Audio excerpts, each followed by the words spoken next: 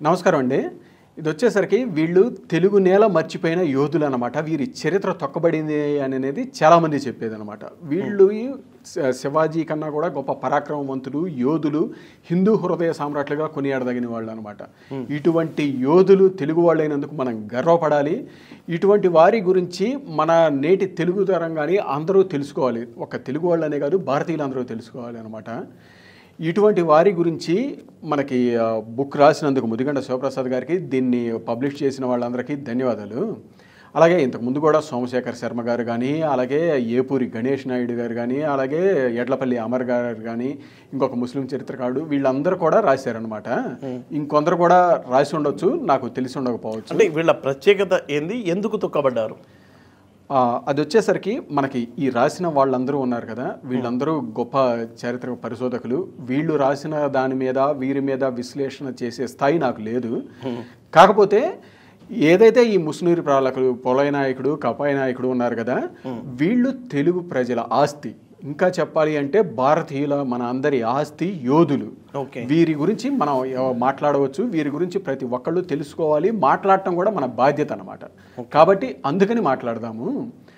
మీకు వీరి ప్రత్యేకత ఏంటంటే, మీకు మన తెలుగు దాని వరకు కంపేర్ చేస్తే 1327 తర్వాత కాకతీయ సామ్రాజ్యం పతనం అయిన తర్వాత మన తెలుగు నేల తుగ్లక్ చేతిలోకి వెళ్ళిపోయింది అనమాట.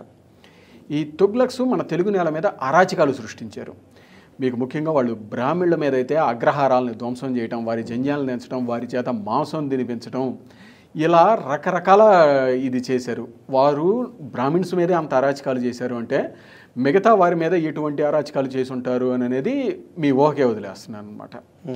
అటువంటి సమయంలో కొందరు బ్రాహ్మణులు, అలాగే కొందరు దేశభక్తులు, అలాగే మన కాకతీయ సామ్రాజ్యంలో పనిచేసిన రుద్రనాయుడు, అలాగే అయ్యన మంత్రి, వీళ్ళందరూ ఉండేసి ఈ తుగ్లక్స్ బారి నుండి మనల్ని కాపాడేవాడే లేడా అని అనేసి వెతుకుతున్న సమయంలో ముసునూరి ప్రోలయ నాయకుడు వీరికి కనిపించారనమాట. ఓకే. ఈ ముసునూరి ప్రోలయ నాయకుడి దగ్గరికి వెళ్ళేసి మీరు మాత్రమే ఈ తుగ్లక్స్ని ఎదిరించగలుగుతారు, పారదోలగలుగుతారు అని అనేసి ఆయన్ని ఆశ్రయిస్తే, ఆయన దాదాపుగా 75 మంది సామంతులు లాంటి వాళ్ళని పోగు చేసి మీకు దండయాత్రకి వెళ్ళాడనమాట. మీకు ఆ 75 మందిలో మీకు వేమారెడ్డి అని అనేసి ఆయన కూడా ఉన్నారనమాట. రెడ్డి రాజ్య స్థాపకులు అని అనేసి చెప్పేది ఆయన వేమారెడ్డి గురించే.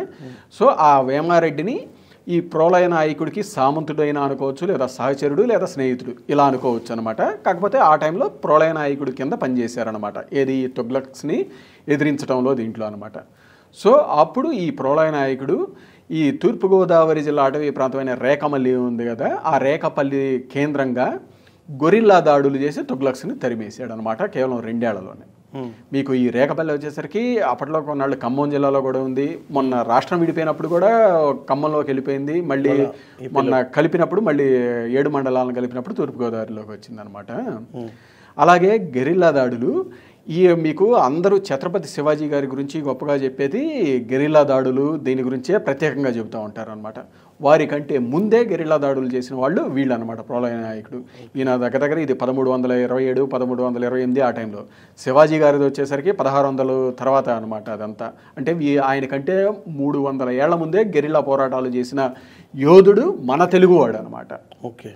ఇది సో అలా ఇక్కడ నుంచి తరిమేశారు.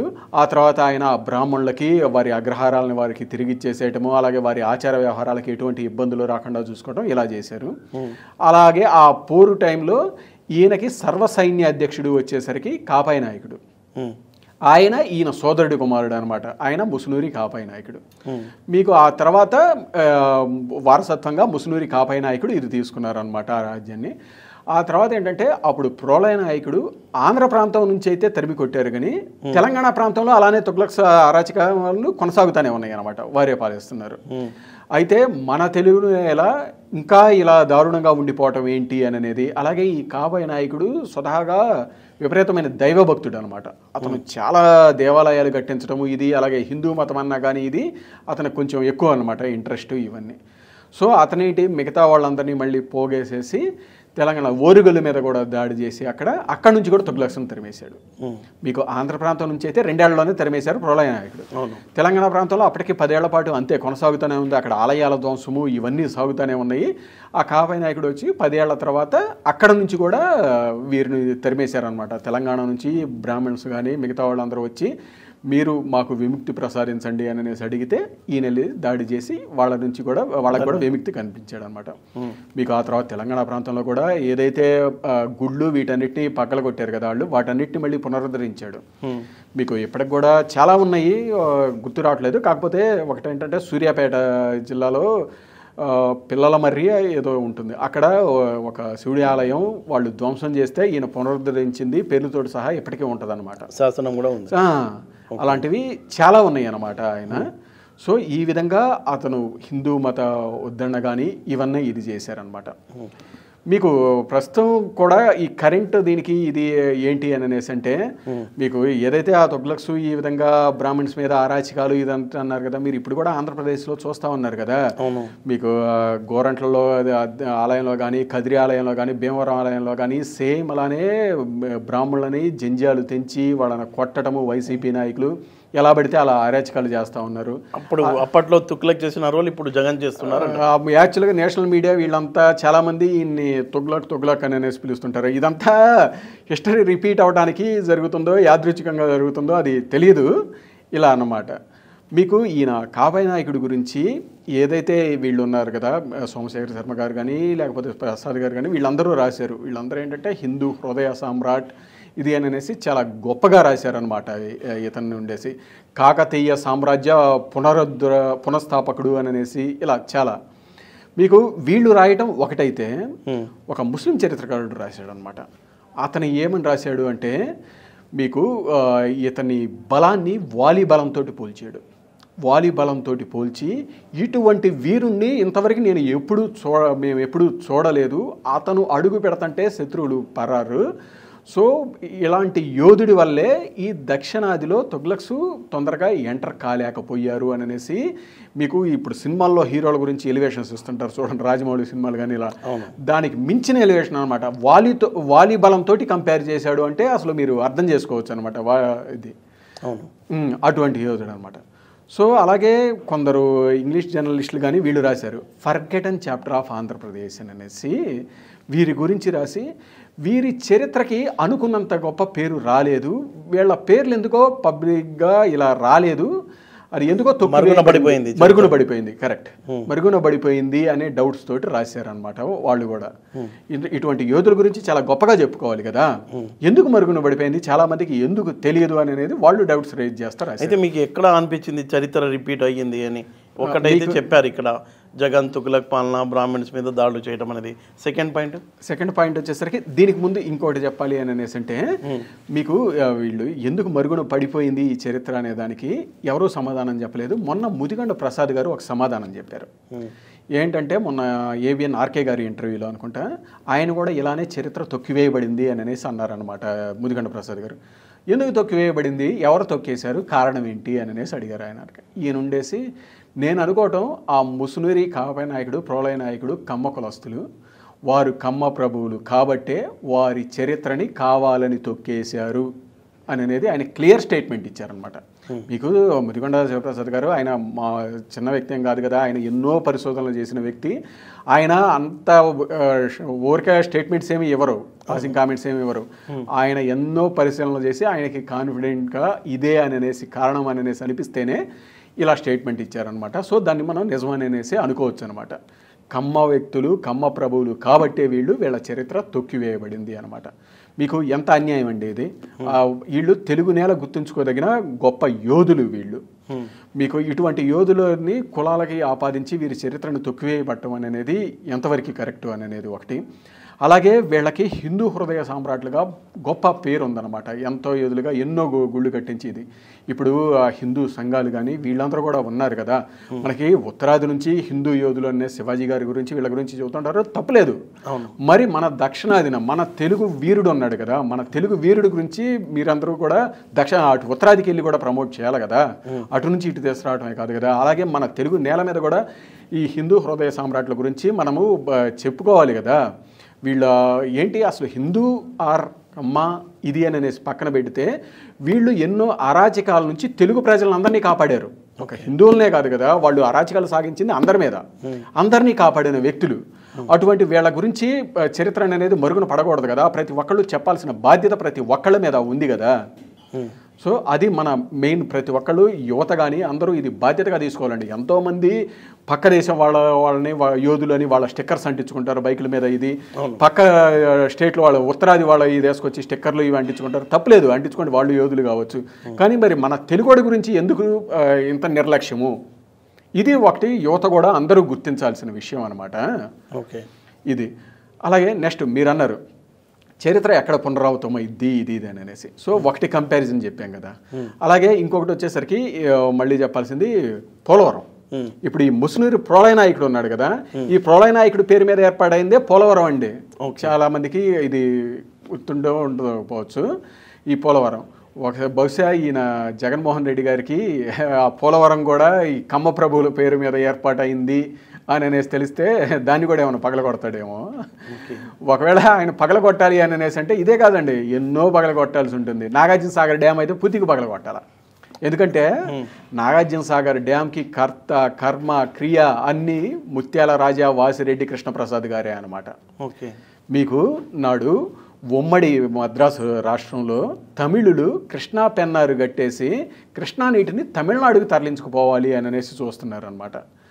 ఆ టైంలో ఈయన తన సొంత డబ్బుతోటి, ముత్యాల ప్రసాద్ గారు సొంత డబ్బుతోటి రిటైర్డ్ ఇంజనీర్లతోటి వీళ్ళతోటి కమిటీలు వేసి సర్వేలు చేయించి ఇది మంచి ప్లేసు అని అనేసి చూపించాడు. అలాగే అంతటితోటి ఆకుండా రైతు వికాస్ సంఘ్ అని అనేసి పెట్టేసి కొన్ని వేల కిలోమీటర్లు ఆయన ప్రయాణం చేసి రైతులందరినీ ఏకం చేసి కేంద్రం మీద ఒత్తిడి తీసుకొచ్చారనమాట. మీకు కేంద్రం మీద ఆ ఒత్తిడితోటి కేంద్రం కోస్లా కమిటీ అని అనేసి వేసింది. కోస్లా కమిటీ అని వేసి ముందెళ్ళి పరిశీలించరండి ఏంటది అని అనేసి. అయితే ఆ కోస్లా కమిటీల మీద కూడా తమిళ వాళ్ళు లాబీయింగ్ చేసి ఆపేస్తూ ఉంటే ఆ కోస్లా కమిటీ వాళ్ళు ఏమని చెప్పారంటే అక్కడికి వెళ్ళడానికి రోడ్లు సరిగ్గా లేవు, అది ఆ డ్యామ్ సైట్కి వెళ్ళడానికి రోడ్లు అసలు వెళ్ళలేము, మేము జీపుల్లోనే వస్తాం, మామూలుగా నడిచిరాము, అది ఇది అని అనేసి చెప్తుంటే మళ్ళీ ఇదే రాజా వాసిరెడ్డి ప్రసాద్ గారు మళ్ళీ అక్కడ మొత్తం రోడ్లు ఆయన వేయించి వాళ్ళందరినీ అక్కడికి తీసుకెళ్ళేసి ఆ కోస్లా కమిటీ రిపోర్ట్ ఇచ్చిందనమాట, ఇది పర్ఫెక్ట్ ప్లేసు అని అనేసి. మళ్ళీ తమిళులు అంతటితో ఆగలేదు, ఇంకా ఢిల్లీలో లాబింగ్ చేస్తూ ఉంటే అడ్డుకోవడానికి కమిటీని కూడా రిపోర్ట్ని కూడా అడ్డుకోవడానికి ట్రై చేస్తూ ఉంటే మళ్ళీ ఇదే ప్రసాద్ గారు మన ఎంపీలు అప్పటిగా ఉన్న ఈయన ఎన్జి రంగా గారు కొత్త రఘురామయ్య గారితో కాంటాక్ట్ అయ్యేసి వాళ్ళ చేత ప్రెజర్ పెట్టించేసి నాగార్జున సాగర్ డ్యామ్ మనకి ఇక్కడే కట్టడానికి ఒప్పించాడు అనమాట కేంద్రం చేత. మీకు ఇక్కడ ప్రసాద్ గారు కమ్మాసే, ఇంకా చెప్పాలంటే ఎవరైతే ఎంపీలు ఉన్నారు కదా ఎన్జి రంగా గారు కొత్త వారు కమ్మాసే అనమాట. మీకు ఆ వాసిరెడ్డి ప్రసాద్ గారి కృషి అనేది ఎంతటితో ఆగల. అవును, మీకు ఆ తర్వాత ఆ డ్యామ్కి 50,000 ఎకరాలు ధరాదత్తం చేశారు. ఆయన సొంత భూమిని 50,000 ఎకరాలు ఇచ్చారు. అంతటితో కాకుండా 52 లక్షల రూపాయలు తన సొంత డబ్బు డొనేషన్గా ఇచ్చారు. మీరు చూడండి, ఆ కాలంలోనే 50,000 ఎకరాలు 52 లక్షల డొనేషన్ ఇచ్చాడు అంటే చూడండి ఎంత, ఇప్పటికీ కంపేర్ చేస్తే అది వేల కోట్లు అయ్యి ఉంటుంది. అవును, మీకు ఇంత చేసిన వాసిరెడ్డి ప్రసాద్ గారికి పాపం పబ్లిసిటీ చేసుకోవడం తెలియలేదన్నమాట ఆయనకి. మీకు అందుకే ఆయనకి ప్రాజెక్టులకు కానీ జిల్లాలకు కానీ వేటికి ఆయన పేర్లు ఉండవు. మీకు అదే రాజశేఖర రెడ్డి ఫ్యామిలీని చూడండి, వీళ్ళు పులివెందుల దగ్గర ఎడవలపాయలో 1600 ఎకరాలు దళితుల భూమిని ఆక్రమించుకొని దాని మీద బతికారు వీళ్ళు బిగినింగ్ నుంచి. ఆ తర్వాత అధికారంలోకి వచ్చిన తర్వాత అది మేము తెలియక ఆక్రమించుకున్నాము అని తిరిగి ఇచ్చారు. అటువంటి వాళ్ళకేమో ఆయన కడప జిల్లాకి ఆయన పేరు మీద ఊరూరా విగ్రహాలు, జననేతగా కీర్తించబడతారు, ఇవన్నీ చేస్తారు. అదే తన సొంత డబ్బు ఇన్ని వందల ఇది ఇచ్చిన రాజా వాసిరెడ్డి గారి పేరు ప్రాజెక్టులకు కానీ ఎక్కడ జిల్లాలకు కానీ ఊర్లకు కానీ పేర్లు ఉండవు అన్నమాట. సరే, ఉండకపోయిందిలేండి. ఇప్పుడు నాగార్జున సాగర్ ఆయకట్టులో ప్రతి రైతు తినే ప్రతి గింజ మీద వాసిరెడ్డి ప్రసాద్ గారి పేరే రాసి ఉంటుంది అన్నమాట. సో ఇదనమాట. మీకు మళ్ళీ నెక్స్ట్ ఈ చరిత్ర పునరావృతం అనేసి అన్నారు కదా. ఇంకొక సబ్జెక్ట్లోకి వెళ్తే ఈ సబ్జెక్ట్లోకి పాత ఈ ముసునూరి పాలకుల దాంట్లోకి వెళ్తే చరిత్ర పునరావృతం మళ్ళీ ఎక్కడైంది అని అనేసి మీరు అంటున్నారు కదా. ఇంకొకటి చూస్తే మీకు 1927 ఆ టైంలో కానీ 23 ఆ టైంలో కానీ తమిళనాడులో జస్టిస్ పార్టీ ఇది ఏర్పాటైంది. అంతకు ముందే అనమాట, చాలా ముందే జస్టిస్ పార్టీ ఇదైంది. వాళ్ళది ఏంటంటే వాళ్ళ సిద్ధాంతమే వచ్చేసరికి బ్రాహ్మణ వ్యతిరేకత అనమాట. ఓకే, బ్రాహ్మణులను తీసుకోకూడదు పార్టీలోకి అని అనేసి ఇలాంటి దాని మీదే అక్కడ జస్టిస్ పార్టీ ఉంది. అది చానాళ్ళు అధికారంలో కూడా ఉంది అనమాట. అయితే దానికి 1927 ఆ టైంలో బొల్లిని మునిస్వామి నాయుడు గారు అధ్యక్షుడయ్యారు అనమాట. ఆయన అధ్యక్షుడైన తర్వాత ఆయన ఉండేసి ఒక కులం మీద ఒక వివక్ష కానీ కోపం కానీ ఇలాంటివి చూయించటం అనేది ఏ విధంగానూ సమాజానికి మంచిది కాదు, ఇది తప్పు అని అనేసి వాదించి అక్కడ బ్రాహ్మణ వ్యతిరేకత అనే దాన్ని ఎత్తేయించాడు అనమాట. ఆ పార్టీలో వాళ్ళ మూల సిద్ధాంతమే అదైతే ఆ మూల సిద్ధాంతాన్ని పూర్తిగా మార్చేశాడు ఈ బొల్లిన మునిస్వామి నాయుడు అనమాట. ఎత్తేసాడు. దాంతో ఎలక్షన్స్కి వెళ్ళాడు. 1930లో గెలిచారు. ఆయన ముఖ్యమంత్రి కూడా అయ్యాడు అనమాట. ఆయన కూడా కమ్మ కులస్తుడే. సో అక్కడ కమ్మ బ్రాహ్మణ అనేది, ఇక్కడ కమ్మ బ్రాహ్మణ అనేది ఎలా కలిసి ఎలా చేశారు, ఎలా సపోర్టివ్గా ఉన్నారు అనేది మీకు వచ్చిందనమాట. సో ఇలా చరిత్ర పునరావృతం ఇది ఒకటనే కాదు, మీరు చాలా ఉంటాయండి. 3 రాజధానులు కానీ, ఎస్ మీరు బాగా గుర్తు చేశారు 3 రాజధానులు అనేసి. మీకు ఈ 3 రాజధానులు కూడా ముందు ఎవరు మొదలుపెట్టింది? రెడ్డి రాజులే కదా, అద్దంకి, కొండవీడు, రాజమహేంద్రవరం అని. మీకు మళ్ళీ ఆ తర్వాత అది రిపీట్ అయింది. ఎప్పుడు మనకి ఆంధ్ర రాష్ట్రం ఏర్పడింది కదా తమిళనాడు నుంచి విడిపోయి, అప్పుడు కూడా నెలం సంచారెడ్డి వీళ్ళందరూ కలిసి మళ్ళీ 3 రాజధానులు అన్నారు కదా, కర్నూలు, వైజాగ్, గుంటూరు అని అనేసి. మళ్ళీ ఆ తర్వాత 3 రాజధానులు అని అనేసి ఎవరు? జగన్మోహన్ రెడ్డి. నేను 2019లో తీసుకొచ్చాడు. సేమ్ అదే హిస్టరీ రిపీట్ అయింది కదా. మీకు ఇంకా చెప్పాలి అంటే అప్పుడు పుచ్చలపల్లి సుందరయ్య గారు తన బుక్ కూడా రాశారనమాట ఆ టైంలో. వీళ్ళు ఈ కాంగ్రెస్ వాళ్ళు కావాలని ఇదంతా చేస్తున్నారు, జనాలను రెచ్చగొట్టడం కోసం కులాల మీద విష ప్రచారాలు చేసి ఈ 3 రాజధానులు ఇవన్నీ తీసుకొచ్చి విద్వేషాలు రెచ్చగొట్టడానికి చేస్తున్నారు, వీళ్ళు చివరికి ఏమీ చేయరు అని అనేసి ఆయన ఆ రోజే రాశాడు అనమాట. ఆయన సుందరయ్య గారు వచ్చేసరికి రెడ్డి అనమాట. ఆయనే రాశారనమాట. ఈ గుంటూరు, ఈ విజయవాడ ప్రాంతమే రాజధానికి అనుకూలము అనేది బుద్ధున్నోడు ఎవడైనా చెబుతాడు, కానీ వీళ్ళు మాత్రం విద్వేషాలు రెచ్చగొట్టడానికి ఇలా చేస్తున్నారు అన్నారు. సుందరయ్య గారు నెల్లూరు ఆయన, అలాగే ఆయన రెడ్డి కులస్తుడు. సేమ్ మీకు ఇప్పుడు చూసినా కానీ సేమ్ అంతే కదా. విజయవాడ అని అనేసి, కమ్మాస్ అని అనేసి, అది ఇది అని విష ప్రచారాలు చేసి ఇప్పుడు వచ్చేసి 3 రాజధానులు అని చెప్పి చివరికి వచ్చేసరికి ఏమీ చేయకుండా పోయారు. సేమ్ అదే హిస్టరీ రిపీట్ అయింది. సో మనకి చరిత్ర ఎప్పటికీ చాలా వరకు రిపీట్ అవుతూనే ఉంటుంది. ఆ రకంగా దీన్ని చరిత్ర పునరావృతం కింద కూడా అని అనేసి అనుకోవచ్చు. మనకి జగన్మోహన్ రెడ్డి గారిని తొగ్లక్స్ అని అనేసి చాలామంది అంటూ ఉన్నారు. అలాగే దాడులు బ్రాహ్మణుల మీదనే కాదు, వాళ్ళు తొగ్లక్స్ బ్రాహ్మణుల మీదనే కాదు మిగతా అందరి మీద ఇదే చేశారు కదా. సేమ్ జగన్మోహన్ రెడ్డి కూడా అలానే అరాచకం చేస్తున్నాడు అనేది మనకి చూస్తుంటే అర్థమవుతూ ఉంటుంది. అలాగే ఇంకొన్నాళ్ళలో ఎలక్షన్స్ ఉన్నాయి, వీరి మీద పోరాడే వాళ్ళు ఎవరు అని అనేది తెలుసు. సో ఇలా అనమాట పబ్లిక్ తీర్పు ఎలా ఇవ్వబోతున్నారు రేపు 4వ తారీఖు తెలిపోబోతుంది అది. సో మొత్తంగా ఏంటంటే ప్రతి ఒక్క యువతని ముందు కోరుకునేది, లేకపోతే అందరిని ఏంటంటే మన తెలుగువారి చరిత్ర, మన తెలుగు యోధుడు అన్నాడు. ఇటువంటి యోధుల గురించి ప్రతి ఒక్కళ్ళు తెలుసుకోవాలి. భావి తరాలకి తెలియజేయాల్సిన బాధ్యత ప్రతి ఒక్కళ్ళ మీద ఉంది. అలాగే హిందూ సంఘాలు కానీ వీళ్ళందరూ, మీరు హిందూ మతంగా పరంగా చూసుకున్నా కానీ వీళ్ళు పెద్ద హిందువులు అనమాట. ఎన్ని గుళ్ళు కట్టించారు, హిందూ హృదయ సామ్రాట్గా ఎంతగా కొనియాడబడ్డారు. అసలు తొలిసారిగా తొగ్లక్స్ మీద గెలిచిన, వరుసగా 2 సార్లు గెలిచిన యోధులు వీళ్ళు. ఇటువంటి యోధుల్ని మన ప్రాంతంలో ప్రమోట్ చేయకుండా, అలాగే ఉత్తరాదిలో ప్రమోట్ చేయకుండా అక్కడి నుంచి వచ్చిన వాళ్ళని ఇక్కడ ప్రమోట్ చేయటం ఏంది? వాళ్ళతో పాటు వీళ్ళని కూడా ప్రమోట్ చేయాల్సిన బాధ్యత, వీరి గురించి కూడా మాట్లాడాల్సిన బాధ్యత ప్రతి హిందూ సంఘం మీద ఉందా లేదా అనేది ఆలోచించుకోవాలి అన్నమాట. మొత్తంగా ఇదండి.